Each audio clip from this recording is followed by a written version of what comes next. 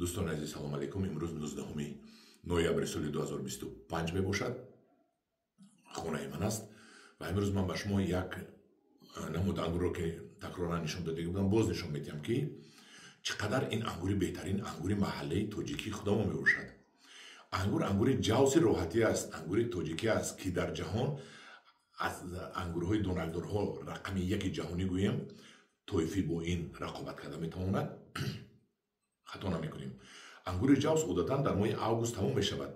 آخرش سپتامبر، اکتبر، نوامبر.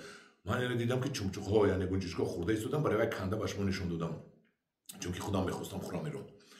این انگور رو ببینید. این انگور جوس. این جوس محلی ما رو ببینید. نه سبز است. دیدید؟ علم سبز است. من رفیقا این انگور رو ببینید. این انگور جوس محلی جوس راحتی است. این رو خوردگی آدم میدوند. با این انگور جناب عالی پرزیدنت کشور ما توجهی خاصه کرده است و سال گذشته در مکانی در دهه راحتی شهر وحدت با تشبث و راهبری وزیر کشاورزی برای این انگور سمینار و مشورت گذرانده شد. سیمپوزیوم که این انگور باید از بین نرود و در تاجیکستان ماند.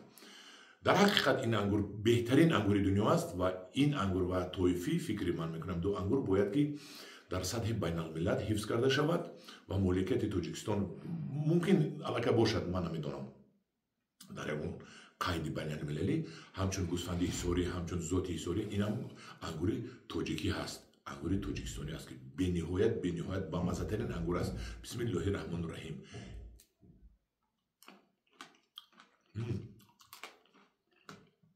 همین چی گویم شما دارم گفتنیم که این انگور از شکرم شیرین و با یک مزه خوش‌طعم خودش دارم. همین قدر با مزه هست.